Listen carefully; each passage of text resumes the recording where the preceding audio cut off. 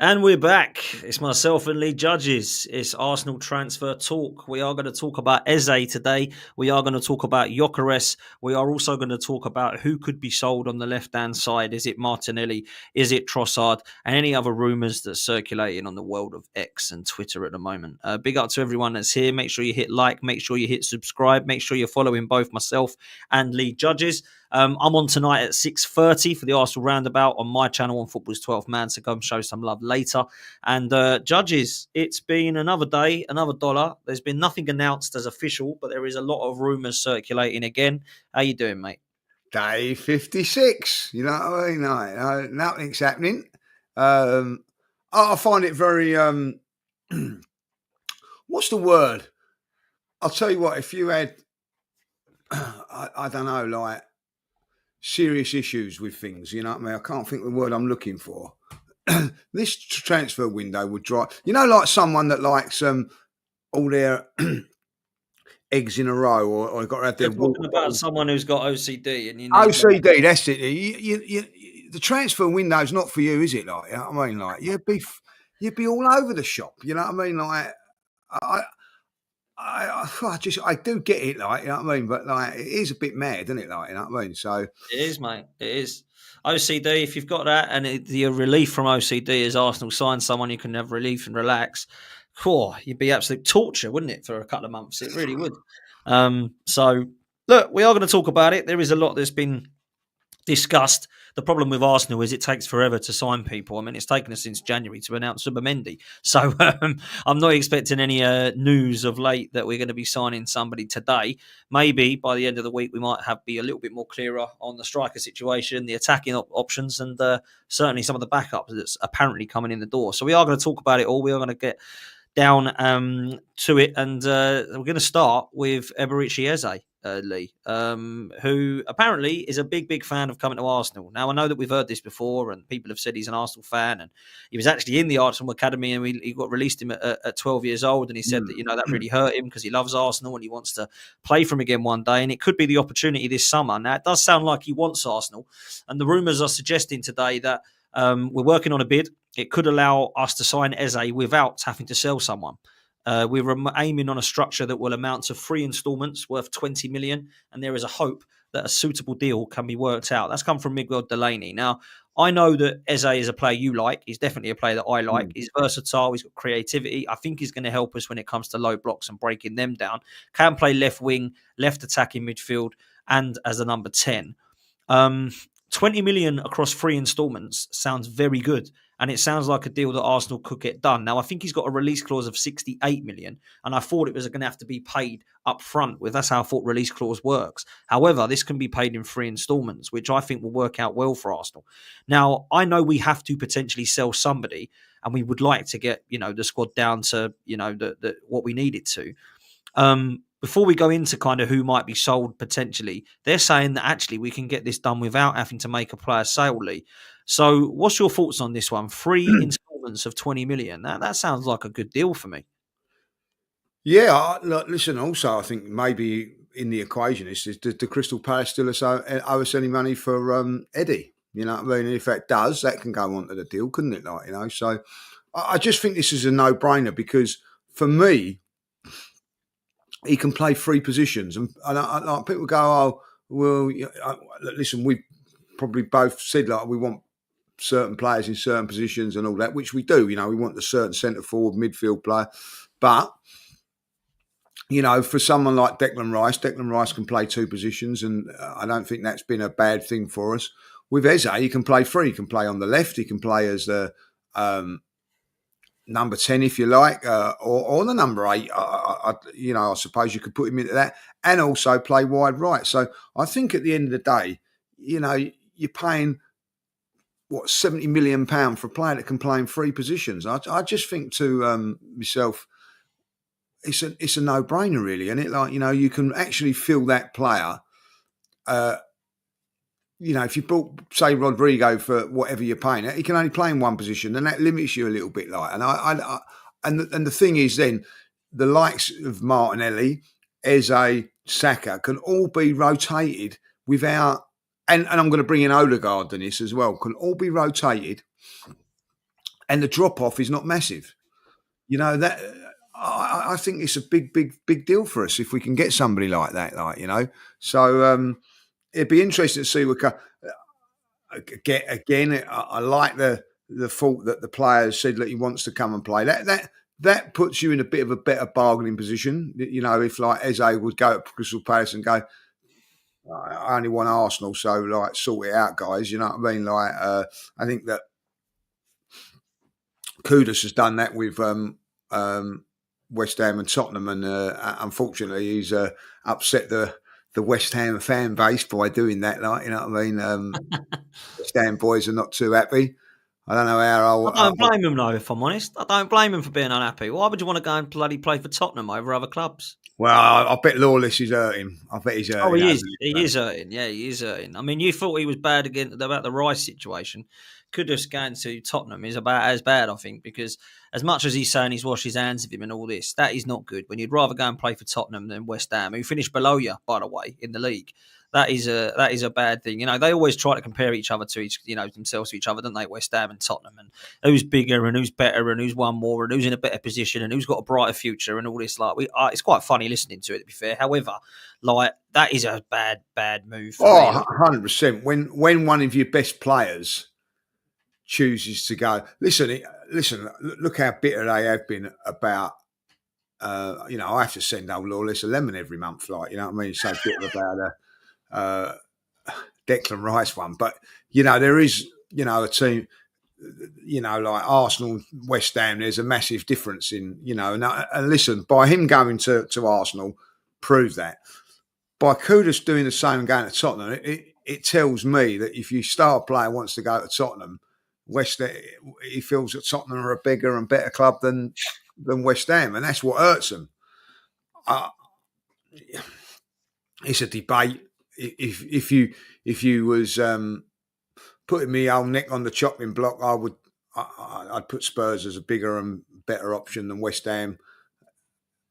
But you don't need it to be like putting big bold letters by and the word and Kudus signing it off, I suppose. You know what I mean? It's all right, me and you saying it, but when it's one of your own players, it's a little bit tough, like, So, but this is the way of the world, isn't it? Now, like, these players seem to say these sort of things, and I remember when Ben White come to Arsenal, like, you know what I mean? There was a lot of iffing and thrown on it, and then he revealed that it was a month before it actually happened. They said, "Don't worry, whatever happens, it will happen." So it does tell you that there's no smoke without fire in these situations. Obviously, like Eze said what he's had to say. He must have, for him to come out and say that, Dan, he must have some sort of concrete offer from Arsenal, as Kudus has from Tottenham. He wouldn't come out and say that, would you? Otherwise, No. what I mean? Like, Gyokeres is the same. Even so, like, you've got players like Garnacho, how am I going to get out of Man United? Well, we're an Aston Villa shirt with Rashford on the back. That'll help. You know what I mean? Like, there's all ways of doing it now, manipulations and everything like that. And I suppose it's the way of the world now, like, of transfers. Don't stick well with me on certain things, as we'll talk about in a moment. But, listen, for Crystal Palace to get a player and keep a player like Eze for a certain amount of time, they have to have these sort of, I suppose, clauses into their contracts and all that, like, and that makes them vulnerable. And listen, we see an opportunity there, and you'd be mad not to take it, Dan. Mad not to take it, in my opinion. Listen, in my opinion, it's something that absolutely has to. It does expire in the middle of August, this release clause. So it is something that we do have to get done. And what is good is that, like you said, he wants to come to Arsenal. Now, I don't think it's just Arsenal that are the only club interested. However, we're the ones that are showing the most interest. Now, the reports here suggest that Eze's preference is understood to be Arsenal should he leave Crystal Palace, although sources close to the situation believe that Liverpool may yet activate long-standing interest. No club has yet made a concrete approach to Palace. Now, the thing about Liverpool, and that's come from Miguel Delaney, Liverpool have obviously signed Florian Wirtz. They've got Dominic Szoboszlai. They do have Cody Gakpo and Luis Diaz. I'd be surprised if they're interested in Eze on top of that as well. I think they're looking at a striker, not another creative midfielder, Liverpool. However, you never know. I think Arsenal are definitely firm favourites, and a lot of rivals have said, yeah, Eze's going to go Arsenal. A lot of Palace fans believe that it's probably going to happen now. I think it's a matter of the fee now. I think that's all it is. I think he wants Arsenal. Arsenal want him. It's a matter of how they can get this fee down. If it is a release clause of 68, can they go to 60? Would they be willing to accept less? I don't know, is the real answer. But if I'm honest with you, if it was 68 and we said, no, we're not going to go for that, we're going to look at, the potential of getting him for 60 and we miss out on him, let's just get him for 68. If that's the player we really want and it's in installments, let's just pay the extra and get it done. Now, I understand that people in the chat are saying that Luis Diaz is going to Barcelona or Bayern Munich. I don't think that means they'll go and get Eze. I don't think that will be. Unfortunately, if that happens, I think they will go and get another left winger, and I think they will be all over Gordon and Rodrigo. So I think they would rather go for one of those than Eze. But I could be wrong.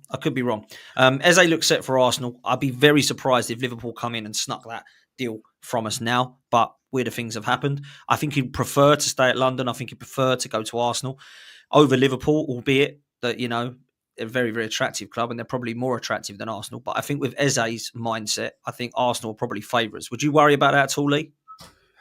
No, because I'm with the guys in the chat here.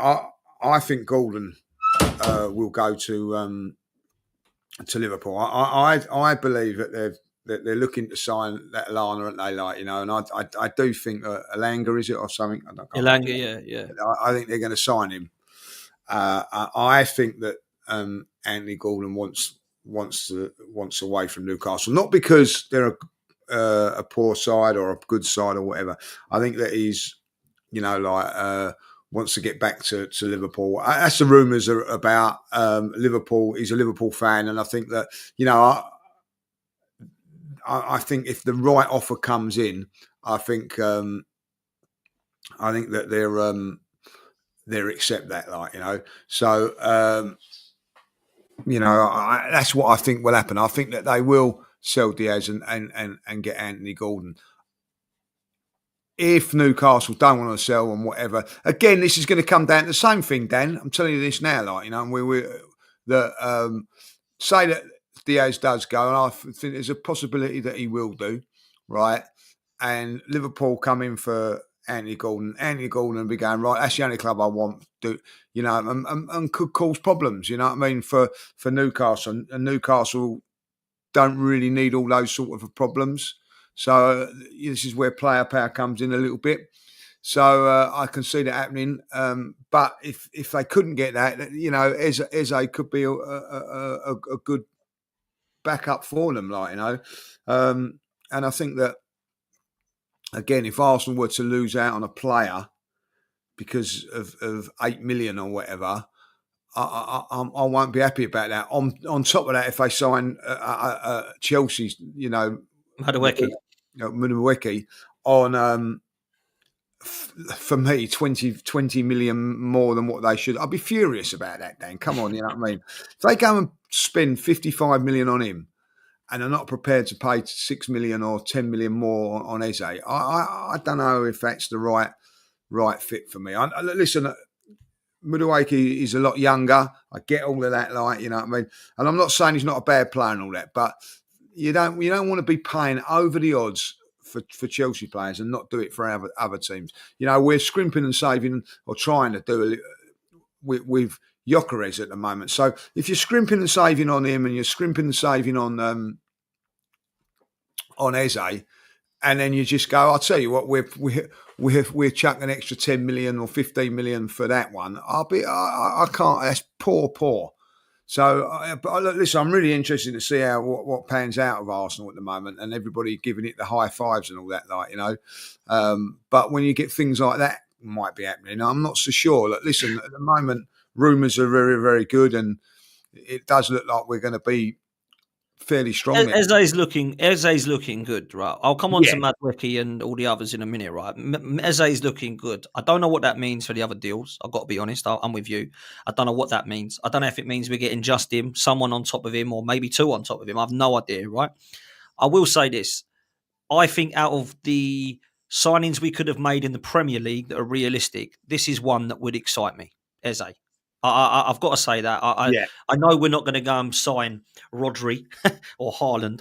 So when I look at the potential of signing players from the Premier League, there's 2 players that would have excited me coming in for Arsenal. One of them was Eze, and the other one was Morgan Rogers. They're the 2 that I would have looked at and gone, cool, yeah, I get that. Totally understand and appreciate why you're bringing that in.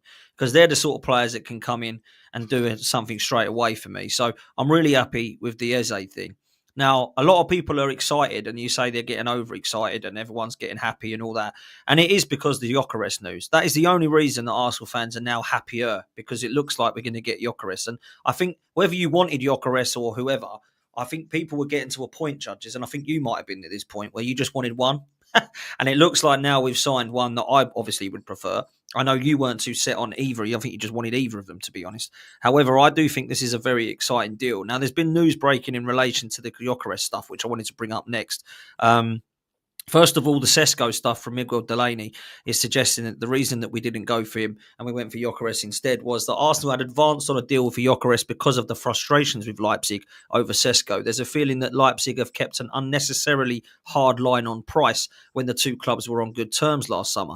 Sesko at that point decided to stay for another year because he believed it would be best for his development, and a deal could have been struck for 50 million back then. It was felt that Leipzig would then be willing to let Sesko go this year for the right package and at least 10 million more in price, but they've held firm on a total fee of 80 million euros. Now, I know that some people are saying that that's an amazing amount of money, but it does sound like Gyökeres is the guy that we're going to go for now. And David Ornstein has said that we'll have to see if Arsenal and Sporting can find a common ground on a transfer fee for Gyökeres, because that's still not been done yet. There are some suggestions on social media that it has happened, but that's not my information right now. That's not to say it won't change in the next minute, hours or days, because it's a situation that's being worked on. Well, let's be real, that's not really giving us any form of update whatsoever from Ornstein, to be honest, other than we're interested in that. Obviously, Sammy Mockbell has said that well-placed sources have indicated that Berta has flown to Lisbon at the end of the week for key face-to-face discussions with Sporting counterparts over a deal for Gyökeres that could be worth around £70 million. It looks like Gyökeres is the guy, judges. It looks like it's going to be a matter of days before we sign him. £70 million is, of course, the rumour that's been suggested. I know you wanted to talk a little bit about how this move has materialised, and there's some kind of, not concerns you have, but kind of issues that you've raised. A few hours ago from Gunner Blog, it says that we're in advanced talks and all parties are optimistic that negotiations result in a full agreement. I think this is going to happen, mate. Thoughts? Yeah, listen, I think it's going to happen, but I'm not, listen, I'm happy that he's coming to Arsenal if that's the case, but I want to flip it if it was on the other way around. It was one of our players. For instance, Saka or Saliba, and they're saying, right, the certain club that it is saying, right, let's say it's Saka, 100 million, right? Yeah, we would say like 100 million pound player, like, yeah. What happens if this club is saying, oh, we're only going to pay 80 million for him, right? Yeah, we're only paying 80 million for Saka, right? Then Saka comes out and turns around and says, all right, well, I only want Real Madrid, and I'm going to go on strike. I'm not going to come back to training if that's the case, and all that. Like, how would we feel about that as fans? Would we be on social media going, it's fantastic that he wants to take a pay cut, he wants to go on strike, he stumped his girlfriend. All because he wants to play for Real Madrid, I'm not too happy. Like, it's a weird thing, it's all right when it goes for you, but we've got to think when it goes against you, For me, how can I put this? If it was Saka and Real Madrid say, he's 100 million, I would like Real Madrid to go, right, there's the 100 million, bosh, done. You know what I mean? Like, you can get into the Trent thing, what's gone on all there, For me, if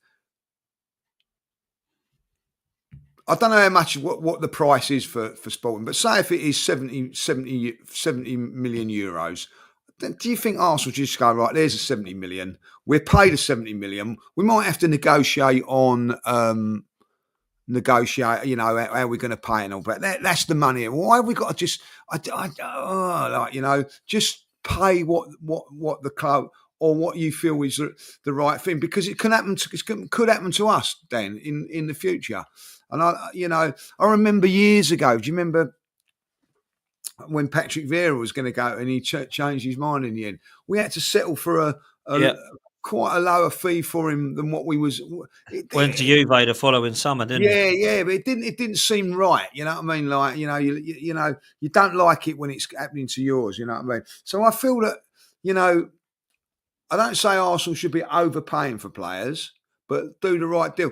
Now, when it comes to negotiating Kai Havertz deal and all that, with Chelsea, there weren't no skinflint in there and whatever. And I felt we'd probably be in a better position to skinflint for them than this one. What I'm worried about, I suppose, is that, how can I say that? Everybody in football knows that we need a striker. So are they going to maybe take the mickey out of us a little bit? I get that. So we're not going to have our pants pulled down. But, just do what's right, you know what I mean? Because it could come back and bite us up in the arse in a couple of years later. I'm not saying it will, but, I wouldn't like it if it was one of our players turning around and saying like what he is saying at this moment in time, or allegedly saying. Look, I understand what you're saying, and you're looking at it in a different perspective. Some in the chat don't quite understand. I think they've missed the point. I think we've got to look at it and say that, he wants Arsenal, and you can look at it two ways. You can look at it and say, wants Arsenal, and he's think, F everyone, I'm going to Arsenal, which Arsenal fans will love. At the same time, I think your point is that players are so mercenary now. Is that the best way to leave Sporting Lisbon? What I would say to caveat that in his defence is, I think they ballsed up with this gentleman agreement thing. What happened was, I think Ruben Amorim and Hugo Viana have said to Viktor Gyökeres, you're allowed to go in the summer, mate. You've got a release clause and you can choose where you want to go and negotiate with clubs. They've then gone. Ruben Amorim's gone to United. Hugo Viana is now the director of football at Man City, not Sporting Lisbon. And the president has gone, no, mate, I want my money. You're staying here for the release clause. I'm getting as much money as I can. And he's gone, well, up yours, and I'm not playing. You've burnt my trust, basically, is what I think's happened. Well, listen, if that's the case, got not a problem with that. You know what I mean? Like, basically, gentlemen's agreements shouldn't be great. And listen, on good authority, Harry Kane broke all ties with Tottenham, didn't he, about it? Like, you know what I mean? Because of that, like, do you remember he had an agreement and Mr. Levy went against it, like, basically went the following year. But I think if you sat down with Harry Kane and his representatives, that they would have preferred to have gone to Man City the year before than go to Bayern Munich. I don't know, like, So listen, if it was a gentleman's agreement, that's a little different case scenario. So I get that, like, So, listen, football is a bit of a ruthless game now, I suppose, Dan, one way or the other. See, I get what everybody's saying, but if you want a player out, you do exactly the same sort of thing, don't you? Really, like, So so it does go on. It does go on. It does, 100%. Listen, people, there's nearly 2,000 of you in here, which is absolutely mad. Please do us a favour, hit like and subscribe. Make sure that you are a part of Lee Judges TV. If you can, come and show some love over football's 12th man. I'll be on there tonight at 6:30 with the Arsenal boys, so make sure you show us some love as well. Ryan has said, Lee, as a super chat, last week I was dreading the season ahead. With the Gyokeres news and this Eze news, I can't wait to get back to the Emirates. Cheers for the content. There's a lot of fans like this, Judges. Yeah, listen, their news. Do you know what I mean? Listen, I'm with you and all that. I said, I ain't going to go to the Emirates Cup this year because one, we ain't got no signings. The beer's crap. All of a sudden, we've got decent beer there now, like, and also we're signing some what looks like to be exciting players. Now that Emirates Cup, by the way, now looks like a good couple of days, but prices of like £40 for a ticket on that one. Like, if you're a season ticket holder, you have to pay extra. You don't get them games, so it's a lot of money for a family to take their kids and all that too. But that's the life we live in now, like, and for I'm doing a decent thing and not going so that I can allow some fans to go and see like a Gyokeres and a Eze and all those guys, because they're not going to get the opportunity, So, it's exciting. It is a little bit. I'm going to say, Dan, it is a little bit more exciting. I'm not over excited at this moment in time. You know what I mean? Until it's done, and like when you see those pictures on the website and everything like that on socials, like from actually Arsenal, when Gyokeres is in the building, I think it is very, very exciting. I'll be really honest, Dan. I'm really looking forward to the tour and those games as well, because you're thinking, we ain't got a striker, same old sort of stuff and everything like that. And all of a sudden, that would be exciting if those guys are on that playing for that, So it could be an exciting time, Dan, for Arsenal and us fans if we get what we want. We know that we're close. I think that I was talking to a Spurs fan today, and I said, you're all right. He goes, yeah. I said, what's the matter? Like, you've had a great summer. You're European champions. You got the PSG going. We ain't signed no one yet, and you're doing the business. You know what I mean? Like, if you get that striker, I'm panicking, Lee. If you get that striker, I'm panicking. Like, you know what I mean? It was a bloody good team last couple of years, but the reason we know you've not been able to go that extra bit is because you ain't got that striker. Now you got in, and then as he walked away, goes, the only thing is, the Portuguese league is different to the Premier League, isn't it? Like, and I thought, right, yeah, you're in there now. You're an expert on Portuguese football, like, you know what I mean? Listen, what the point I'm trying to make here is that they're panicking. Other fans are a little bit worried that if we get those sort of deals over the line, it puts us in a real big position, and it does. And I think Arsenal would be in a different, say position. I don't know, that's the wrong word, but I think we'll all be in a different place, Dan. I think, don't you think, like that first game, if we just signed Eze and we got Gyokeres at this moment in time, you know what I mean, and Nwaneri's in, and the centre half from Valencia is in, and you look at that and go, I don't think we could be saying, we're this short and that short. You know what I mean? I think that would be good business, wouldn't it, if we got those two? I know we all want a little bit more. Come on, you know what I mean? We know what we do. But you'd actually be thinking, we've got maybe a chance here. Maybe a chance. Of course. Look, you want players coming in ASAP. And this is what Sir Alex Ferguson used to do so well. He used to get all of his team ready, and that pre-season, they're ready to go. Arsenal, and this was back in the Wenger days, were still looking to try and get their first player in the door, and pre-season was amongst us. So we have to get these players in quick. We've literally got a few weeks before we start to look at the next season and what that looks like. Now, we've got an advantage as well because some of them have been playing in the Club World Cup.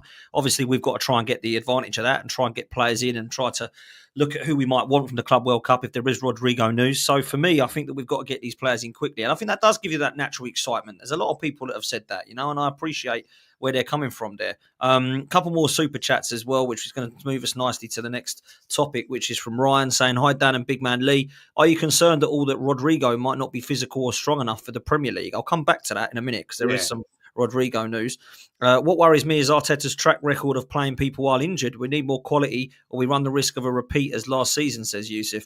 I think he's got to actually look at that this season, Lee, and I think he's got to trust his squad, right? Because it's all right bringing in these players like Fabi Vieira and Lokonga and Tavares and Nelson and Sterling and all that, but he didn't trust any of them, did he? He just played the same players. So he's now got to bring in players, if it's Eze, if it's Madueke, if it's Rodrigo, whatever it be, and he's got to use his squad because he hasn't done that enough. And this is why I think we've flogged half of our team and 4 of them or 5 of them have ended up on the treatment table, mate. Exactly that. And I think that there's an art to that, Dan. You know what I mean? People turn around and say, Alex Ferguson, Pep, I won't bring Arsene Wenger in that so much because Arsene Wenger matured players and made them better, but managers with big squads. It's easy to manage, Chelsea and teams like that because you've got all those players, but you have to manage the squad players. Now, I remember a manager saying to me once, before I was doing a little bit of coaching and all that, was remember the first 11 players you ain't got to worry about. It's the 11 players underneath that, because the players that are playing are always going to be happy. You've got to keep those players happy as well.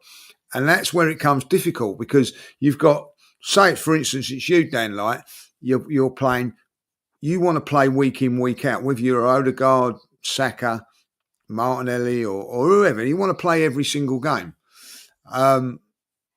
So one, you've got to get this player going. So you might have to go up to you and on a more than one occasion and say, I'm leaving you out today, Dan. Like, you know what I mean? Like, why is that then? Well, I'm resting you for this and that, like, you know. And some managers don't like that confrontation. Of course. You know? And some of the players are really annoyed with it. They want to play every game. And I get that. I understand that. So this is where you've got to manage it. I think, if I'll be really honest, that's why Mikel likes a smaller squad. But if you want to become elite and an elite club and an elite team, I think you've got to have a big squad with all the games going ahead, like, you know. And I don't think if you're at Arsenal or any of the big teams, really, you should be saying, I'll tell you what, we'll throw this one away and throw that one away and what worried about that. Now, 100%. You can go back to Arsene Wenger, that he'd probably done that in the League Cup and even on occasions in the FA Cup. But he was competing and winning leagues at that stage. So even though I was annoyed about it, you'd be forgiven. You know, I don't think we're in a stage now where we can forgive Arteta for that, like, you know. So he's got to manage a big squad and be able to do that, like, you know. And you know, it's not easy. But I tell you what, he gets a lot of money, you know, paid very, very well. And that's what football is about at times, Dan. You know what I mean? You've got to be the best. 100%. Something I wanted to touch on, actually, was something that Kyle put in as a question, which I think is a really good one. He's asked, Dan, is there any truth in Gyökeres earning less at Arsenal than Sesko does at Leipzig? He's on 90k a week. Now, he was on 96 million euros at Sporting Lisbon. I've just checked. Apparently, he's on less at Arsenal now than Sesko was. Now, Sesko's on 90k a week, which means that Gyökeres must have taken a similar wage to what he was at Sporting Lisbon. Now, why this is really, really interestingly, one is that he clearly wants Arsenal, but two, that is not Edu. That is Andrea Berta. Now, if this is true, and he's on 90k a week at Arsenal, and Havertz is on 290, that proves that Andrea Berta is actually trying to get wages more on a level, because there is no way. Now, it might be bollocks, might be absolute crap. The rumours is that he's on similar or less than what Sesko is at Leipzig. That is unbelievable if that's true, that we've got him for 67 million, I think it is, and potentially put him on under 100 grand a week. That is madly if that's true, because I don't know what to think about it. I don't know if that's true or not, but that's the rumour. He's accepted Arsenal. He wants us that much that he don't really care about pay rises and stuff like that. He's wanting. I don't know what to think about that, Judge. Well, listen, I think that may be his basic, like, but I'd imagine that. Of course, there'll be bonuses in that, like, you know what I mean, and things like that. And heavily based bonuses, like, you know, if you score so many goals and gets you to this and whatever, because there's no way a goal scorer like that would take that much of a hit. Yeah, no way. If that's true, fair play. We'll find it all out. It might come out and it's a load of waffle. Especially when, like, you look at it and go, like, I don't know, like, you know what I mean, how some of these players, you know, you've got to look at it and go, right, well, okay. I don't know how to put it really. With, like, if you're coming in to take a player's place and he's on nearly three times as much as you. He was on 40k. I don't know what I said. I obviously messed it up earlier because numbers were getting all over my head. But apparently, he was on 40 or 50k at Sporting Lisbon. So he has taken. Yeah, so he's doubled his money. He's doubled his money. But I like that still, because he could have quite easily said, "No, I want what he's on. 290. Don't play. I'm ahead of him. All right, give me 300." Because footballers are like that, Judge. I know you say, yeah. Footballers are like that. Listen, I look at it and go, right, you know, I don't. Kai Havertz's agent, if I was a player, I'd be first day training, I'd be running around the track. I'd get right next to Kai and go, "Can I have your number, your agent's number?" Because to get that sort of a deal is unbelievable, like, you know what I mean? Because you can get that Like might be after a year, he's banged. Say if he's banged in 30 goals and one at the top, there's going to be an increase in his wages. Obviously, like you know what I mean. But I don't know how Kai has got that sort of money, really. You know what I mean? If I'll be really honest, Scary. Scary. You know what I mean? It's crazy. And maybe you'd have to have a look at Edu and ask him why that was the case. You know what I mean? Like, you know. Well, he's now the new director of football at Forest, and he's got some form of promotion about being a global sport. I don't know what the actual term is, but he's moved up in the world of Forest as Edu. So big up and good luck to him. I think he's got like power. You know. Yeah, he has. I'd much rather have Andrea Berta. I was still shocked by what happened there. Like, you know what I mean? But you know, obviously that'll come out at some stage. Yeah, something went on there. Something happened. Something happened, and I believe it happened in the summer in this transfer window. I don't know what, and I you know what I mean. Yeah, no, I totally agree. I totally agree with you. Look, I wanted to come to this very quickly. Mr. Waffle made a very good question, and he said, compared to Liverpool and City, their signings, are we good enough to surpass both teams? In my opinion, I don't believe we are yet. I agree with him. I don't think we are yet. However, I do think that if we got Eze, Rodrigo, and Gyokeres on top of Zubimendi, Norgard, Kepa, Skera, I think we have a better front three than anyone in the league on paper. I don't know if it will gel, but certainly on paper. I know football's not playing on paper. I get that.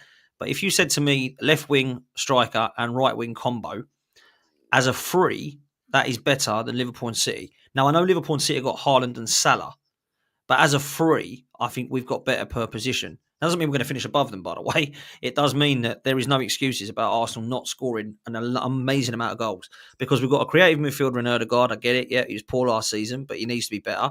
We've got Rice. We've got Saka. We've got Gyokeres, and we've got Rodrigo. Liverpool, as much as they've got Salah and Wirtz, they've got Darwin Núñez and Luis Diaz or Cody Gakpo. I'd rather have Rodrigo than Gakpo, and I'd rather have Gyokeres than Núñez. Then we go to Manchester City, and you can say they've got Haaland, but would you rather have Saka or Marmoush? Or would you rather have Rodrigo or Doku or Savio? So I think I made a fair point there. I think we've got a better front three than the other two teams. So we've got a great chance of winning the league if that comes in. And I'll tell you what, we should win the bloody league if they come in. We should do. Yeah, what I would say about it is I don't think there's much between the goalkeepers. You could argue, and Alisson and slightly better than the other two. You can go into the defence and say that Arsenal's is slightly better. I think that the midfield, you could say, oh, it's very even again. I don't think there's much difference. Maybe City, maybe whatever, blah, blah, blah. When it comes to the forward line, I think there's a big drop. Big drop. And that's what's cost us. I think that what happens now is that even if we don't get Rodrigo, if we bring in Gyokeres, there's an argument to say Hans is maybe not as good, but the level it's closed a little bit. And I think that's sufficient. I do think that why Arsenal never won the league. I tell you, someone made a point the other day, and it's a great point. And by signing Gyokeres, does it guarantee us winning the league? No, it doesn't. Can we win the league? Yes, from that point of view. But what it might do is win us a cup. Now, that might not be enough. I get that. But what he was saying was that, in a one-off game, it's a tight game. That goal scorer does help then. And maybe that's why we've not done well in the Cups. And you look back at that Man United game, we had gilt-edged chances. Apparently, he made a point. I can't remember who it was that we had more chances than PSG, good chances over the two games. Even though PSG were better than us, we had more chances against Man United and there was another cup that and Newcastle. We got knocked out. He put all three games up. We got knocked out against Newcastle, Manchester United and PSG. Now, why I can see that they were the better teams, apart from the Man United game, we had more chances and we only converted one of those chances over the 20 that we had or something like that. I can't remember what it was. Or 2 out of the 20. Now, if you had a striker there and you nick a goal there, you actually go through in those games and you can go on and win a cup. So is it enough? it might have been last season, Dan, to take a little bit of pressure off of him. But I'm not so sure about the league. But I do think that if we bring a centre forward in, and I do think if we do bring in Gyökeres, I do think that we've got a very, very good chance of winning the league. I really do. I don't Yeah, know if we will, but I agree. I I think think we've we're got a definitely chance. closer. We're definitely closer. Whether we'll win Yeah, it I or don't not, think I we've think got a we'll have a chance if we question mark. don't. If But we exactly, don't if bring we it, didn't bring him in, I'd say we got no chance. If we didn't no, bring we're somebody third in, in the league. It's as simple yeah, as that. Like, you know what I mean? facts, facts. I'm saying that. Bring him in there. We could still listen. We could still end up in third, but I still think like going into those games, I'll be more confident. I'd certainly be more confident going to Old Trafford and places like that with a proper centre Yeah. forward. 100%. I'll be more confident going any ground, whether it's Brentford away or Man United away. That's for sure. So yeah, Gyökeres for me is phenomenal. Let's talk about the left wing very quickly because there's been a lot of talk today about who's coming in, who's going out, what's happening. David Ornstein's spoken quite a lot today and a lot yesterday in the Athletic. Ornstein has said that if you're going to bring in somebody like Rodrigo or Anthony Gordon or any of the other names that have been linked with Arsenal, then there's probably isn't enough space for Martinelli and Trossard. That's why there's a possibility of Martinelli's departure. I have to make it clear, I don't know of any movements or talk or developing situations. I've heard about Saudi Arabia and Bayern Munich. I'm sure he's liked and admired everywhere, but that doesn't mean that a move is materialising. He's also spoken about Rodrigo, which I'll bring up. And he has said that inside Arsenal, there's massive admiration for Rodrigo in certain quarters. I don't know if that's universal. I don't know if that's developing, but there's been suggestions that he's prioritising Arsenal. So I'm sure Arsenal will be delighted. It's not like the clubs are talking to our knowledge. Maybe there's been some interaction with his camp, which is normal, similar to Anthony Gordon. He's just a player that Arsenal like.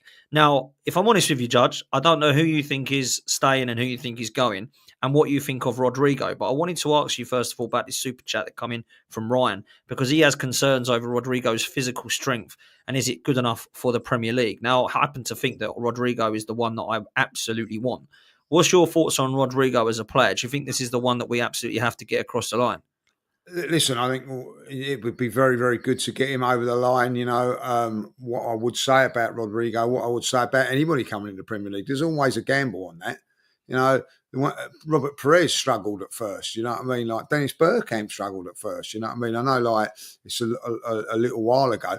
Marino, if you want to be really honest, struggled at first over here. Like so it's always a gamble on that, you know, and even so, if you say right, all right, we'll pick up Anthony Gordon, like it's not necessarily that because he's played in the Premier League it's going to work, you know what I mean? But listen, what I think you do if you brought in someone like Rodrigo, you don't put all your eggs in one basket with him, like you keep a Trossard or you keep a Martinelli, so that he can just come into it a little bit, like don't forget we've already got Zubimendi that's going to have to come in and hit the ground running. So I think that it'd be a fantastic move and all that. Like, and listen, good players adapt.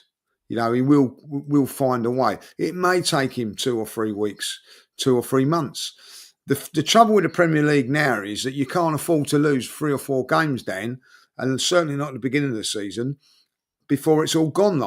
So you like when these likes of Perez and the Bergkamps and all that come to the Arsenal, you could have, 6 to 8 games you'd lost and you could still win the league. That ain't the case now. You know what I mean?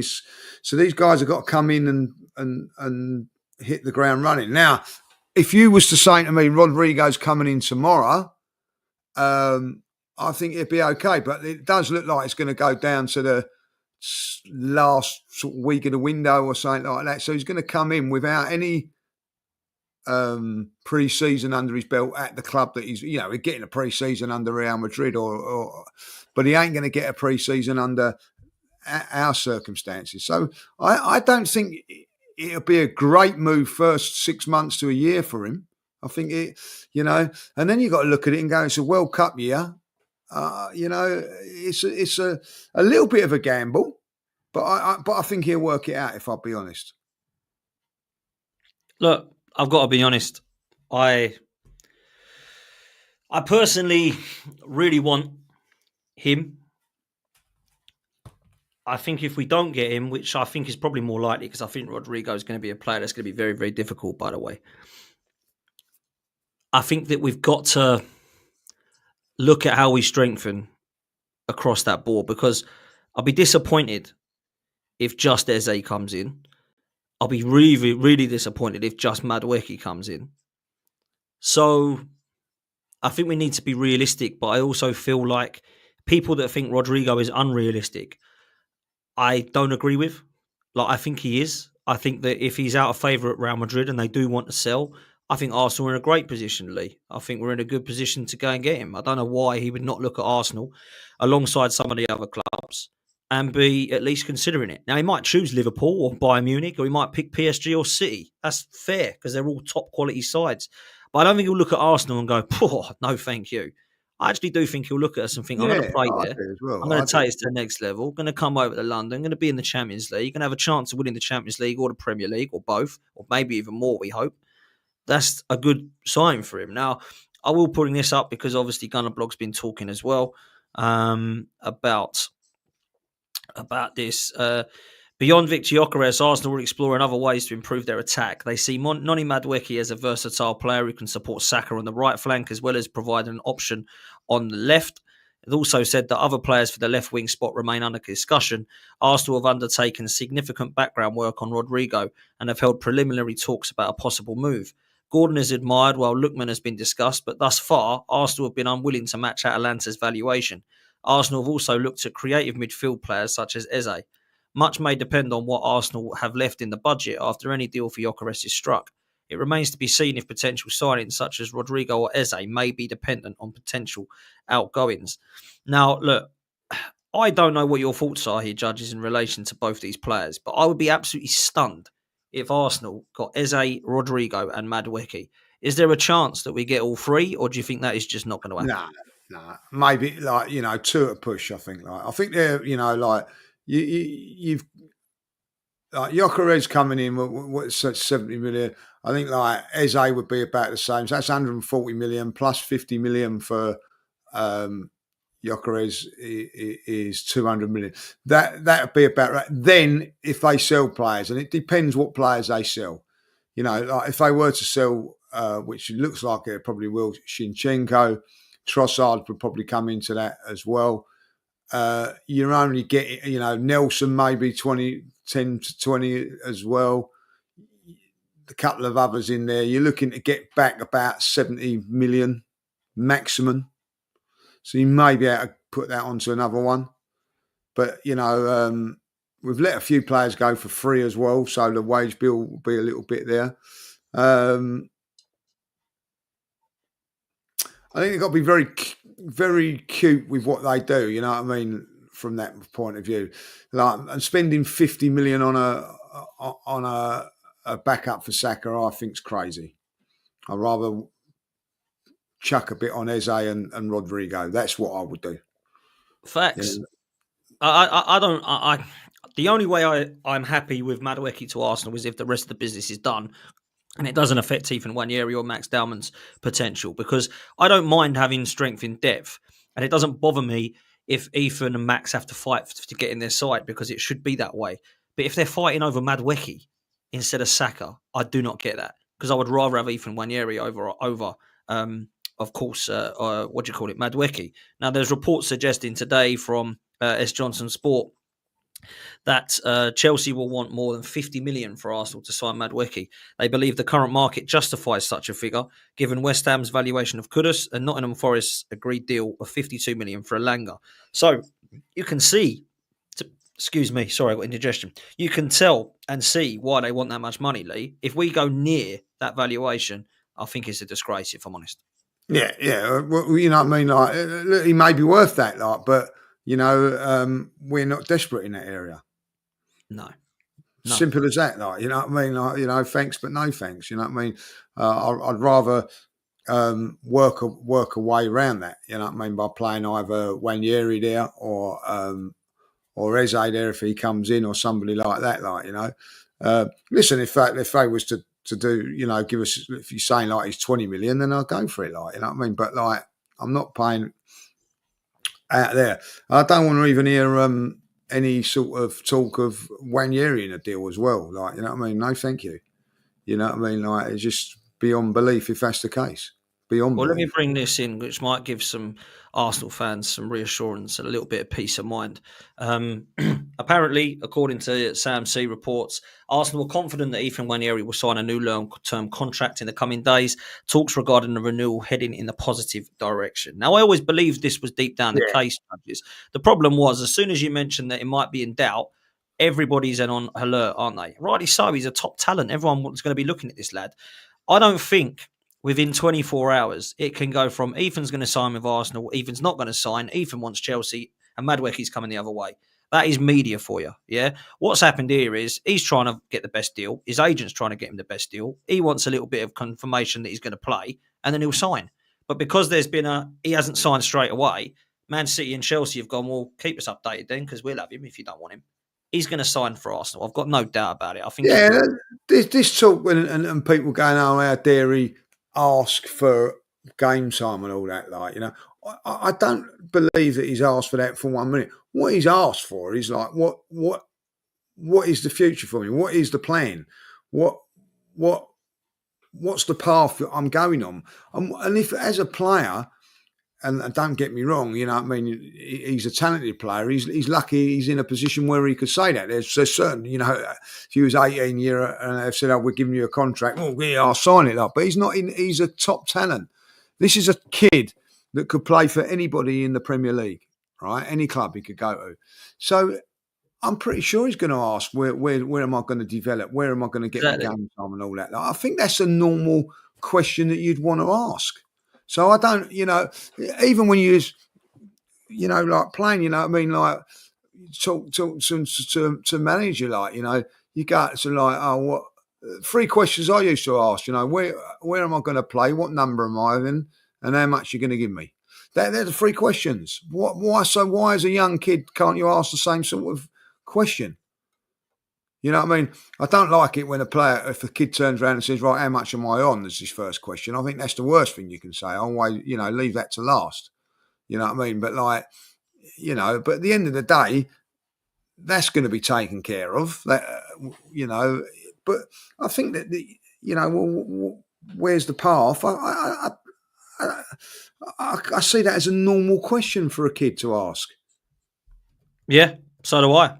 I really do. And I think it's been blown out of proportion. I think a lot of people are suggesting that, you know, this is now a disaster and that he's absolutely leaving and it's going to happen and he's going to go to Chelsea. And people just start to get well too, let's be real, well too much over the top with it. But look, I think it will happen. I think he'll stay. And I'm hopeful that we can see this develop into good news, just like Miles Lewis-Skelly, to be honest. So yeah, let's see what happens there. Last couple of bits, judges, just before we do move on. Obviously, Norgard is being mentioned to be expected to be announced by the end of the week. I know we've mentioned this before, but it is confirmation now that we've completed the signing of him. Arsenal will pay £10 million and potential of up to £2 million add-ons. Players undertaking a medical and his arrival is expected to be announced by the end of the week. It's basically Jorginho out. £12 million we spent on Jorginho, £12 million we're spending on Norgard. Now, I don't know if this is making us stronger than we were last season. That will soon be evident on the pitch with Zubimendi. But this guy's coming in as backup. Believe it or not, he's the oldest member of the squad now, from what I believe. He's coming in at 30 to 31. Good signing, okay squad player. Is that it for this one? Yeah, listen, I don't think we should go too overboard about it, really. In my opinion, I would have liked to have seen a young potential player coming in there, but you know, that could happen next year or the year after, like, you know. And listen, I've got to say, Jorginho, I thought was fantastic for us. So, you know, if he's a replacement for Jorginho, I don't know if he's an upgrade on Jorginho, because Jorginho was fantastic for us. But the last season, Jorginho's performances definitely dropped off because of injuries and whatever, and, you know, the age thing. And 31 is not an old, you know, I mean, just gives us an old head, a little bit more experience. So, listen, I think it's one that in 10 years' time, we're not going to be going, what a fantastic signing that was, in my opinion, you know. But, so, look, listen, you need squad players, you know what I mean? We also need as I keep going on their rotators, this is more of a squad player. I agree, and I don't really know what he's going to be like. I mean, Norgard, from what Brentford tell me, is a captain, a leader, a very good player, great at duel winning, brilliant in midfield, and actually gives you some of the old school. But I don't know. I need to see him first. I need to see more of him. I think he's a squad player, nothing more. The other player that's coming in as a squad player, we believe, is the Valencia centre half Mosquera. Now, there's not been really any update of that. There's not been really any announcement. The last that we had really was that Valencia is still waiting for Arsenal to raise their bid. They're looking for 20 million euros. I think we bid something like 12, if I'm honest. So I think we're a few million off. He's already rejected the Valencia contract that was renewed to him. They will lose him for free next summer. Valencia are acting like that does not worry them, but we feel it's a bluff.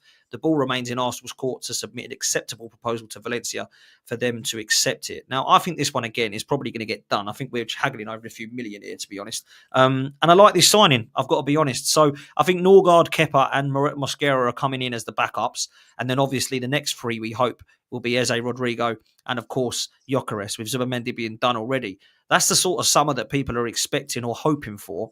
If that is the case, judges, I don't think Arteta's got any excuses but to win something at Arsenal, bruv. No, listen, I think like, listen, 1 year on your deal, you've like you're under the pump a little bit, especially if he's saying he's not going to sign for anybody else. So you've got to look for a deal. You try and hold out for a little bit more.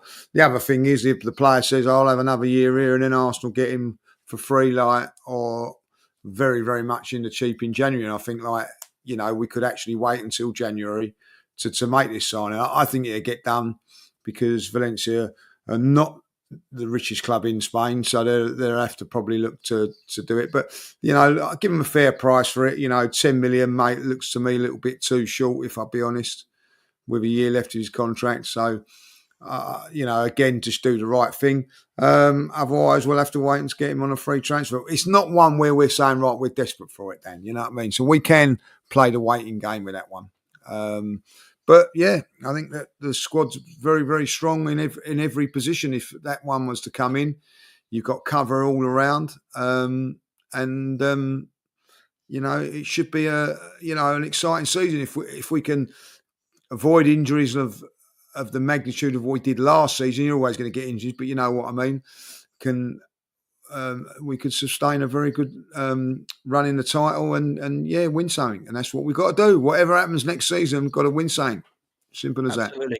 No, facts. We absolutely do. The other thing we absolutely need to do is hit like on this video because we've only got 425 people and we've got nearly 2,000 people watching. So let's hit the like button if you haven't done so already and hit subscribe to the channel. Make sure you're showing everyone some love. Big up to all the moderators in the chat that have been telling people to hit like and subscribe. Really appreciate every single one of you. And big up to the super chatters. Lee, we're going to come to an end. It sounds like we've discussed pretty much every player asked. Yeah.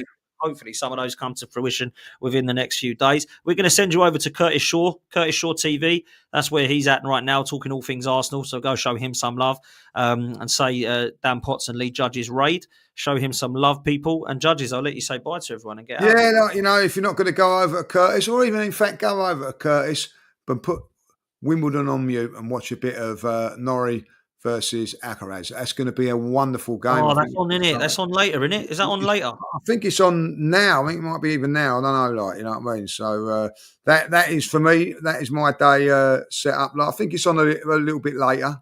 I think it's the second game. That's going to be a crack at that because that Nori's the only Brit left in, and Gyokeres is my favourite to win the whole thing.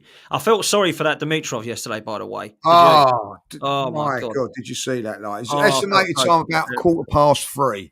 That's fantastic, you know what I mean? Yeah, unbelievably sad because he would have beaten. Do you know what? I actually felt for the first time a little bit sorry for Senna because what could he do? He's beaten. He was beaten. He weren't winning that.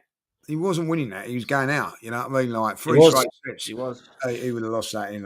He's had a reprieve, but people are looking at that and going, "Well, you shouldn't be there." I don't know. What's he supposed to do then? Just say, "Oh, I'll go out as well then." Yeah. It's just one of those things, isn't it? You know what I mean? So problem is he'll probably go and win the bloody thing now. That's the problem. That's things like this happen, don't they? Do you know what I mean? Yeah. Just quickly, Lee, I forgot a super chat. Ryan says Chaka's got 1 year older than Norgard. Who would you rather? I'd rather have Chaka. Got to be honest. But there we go. Look, I was really Yeah, unimpressed by. Sorry, I was really felt sorry for Dimitrov. I really did. I felt for him because he was going out and he's pulled his muscle. What can he do? He's injured. He was really upset about it. And I thought, Federer looked. It's been good to see Federer in the crowd as well. By the way, he's my favourite ever tennis player. It's just unbelievable he was. But I've got to say, I did feel for it. But I think Alcaraz is still my favourite, Lee. I've got to be honest. That's a great thing. My favourite is, and I actually watch all these games. Is Ben Shelton. I'm a big fan of his. You know what I mean. So I followed him for a couple of years now. So he's my favourite.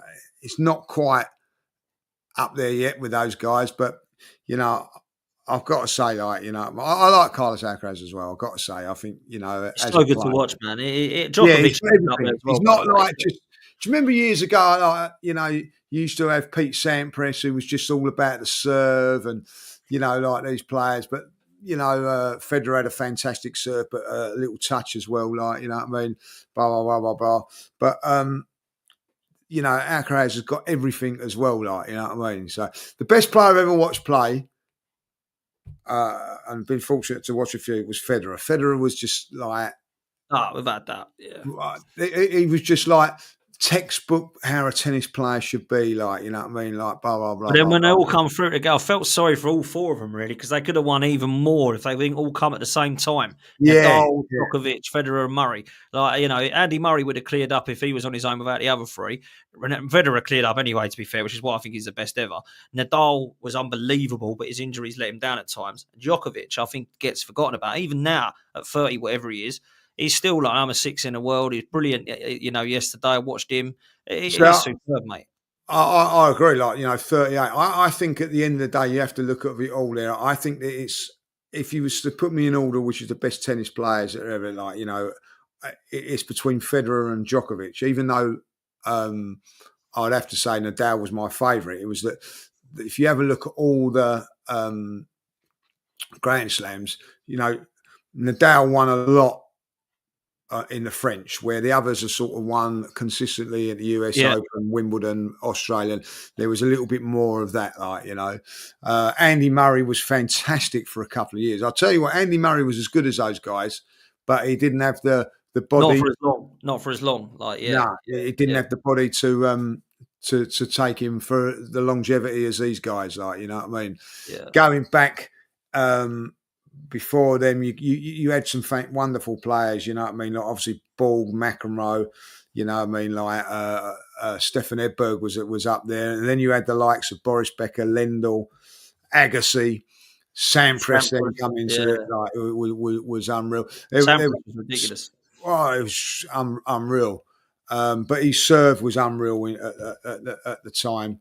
I always felt that Sampras serve got him out, but listen, he won things, what I mean. So I think Agassi was. This era has just been a little bit better. I think, what I mean, like in my opinion, I agree. I think those four that come through together, I think were unbelievable. But Federer for me is one of my favourite sportsmen to watch ever. I thought he was outstanding.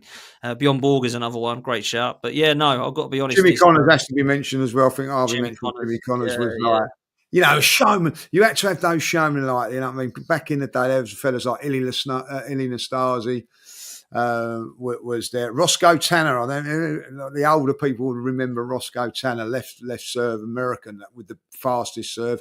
Roddick is being mentioned there, Hewitt, Leighton Hewitt, Donna mentioning Lendl. Lendl was one of the best as well because Lendl.